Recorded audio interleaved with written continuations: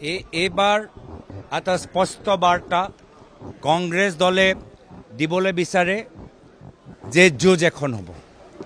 কংগ্ৰেছ দল কাৰ বাবে যুঁজিব? আমি অসমীয়া জনসাধাৰণৰ বাবে যুঁজিম। আমি আমাৰ খিলঞ্জীয়া মানুহৰ মাটি পট্টাৰ বাবে যুঁজিম। আমাৰ বিভিন্ন জনজাতিৰ ভাষা আৰু সংস্কৃতিৰ বাবে যুঁজিম। আমাৰ ধৰ্মীয় সংখ্যালঘুৰ মানুহৰ নিৰাপত্তাৰ বাবে যুঁজিম। আমি ভাষিক সংখ্যালঘুৰ মানুহৰ স্বাভিমানৰ আৱেগৰ বাবে যুঁজিম। আজি প্ৰত্যেক আমাৰ অসমীয়া নাগৰিক যিসকলৰ ওপৰত বৰ্তমান চৰকাৰে অন্যায় আৰু অত্যাচাৰ চলাই আছে, তেখেতৰ মুকলি কণ্ঠৰ বাবে, স্বাধীনতাৰ বাবে কংগ্ৰেছ দল যুঁজিব।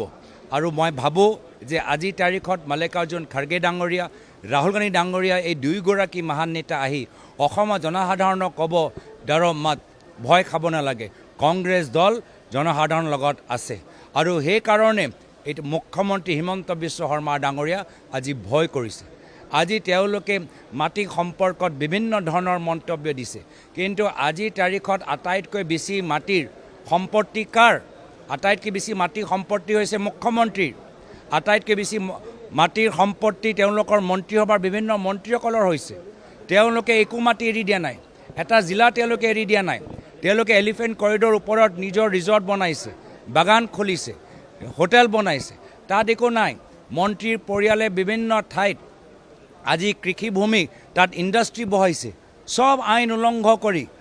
আজি প্ৰায় 17,000 আমাৰ একৰ, প্ৰায় 50,000 বিঘা মাটি আজি তেওঁলোকে অসমীয়াৰ খিলঞ্জীয়া মানুহৰ মাটি, জনজাতিৰ মাটি, ধৰ্মীয় সংখ্যালঘুৰ মাটিখিনি বাহিৰত দি দিবলৈ আহিছে। তো এই যে মাটি নিৰাপত্তা আজি সাধাৰণ জনতাৰ ওচৰত নাই।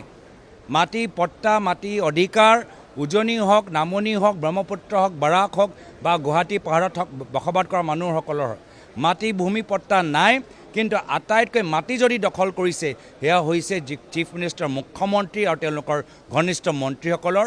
আৰু সেইকাৰণে এই মাটি সুৰক্ষাৰ বাবে, জনজাতিৰ স্বাভিমানৰ বাবে, ভাষিক আৰু ধৰ্মীয় সংখ্যালঘুৰ মানুহৰ নিৰাপত্তাৰ বাবে কংগ্ৰেছ দল এবাৰ ৰণত নামিব, যুঁজ এখন হ'ব।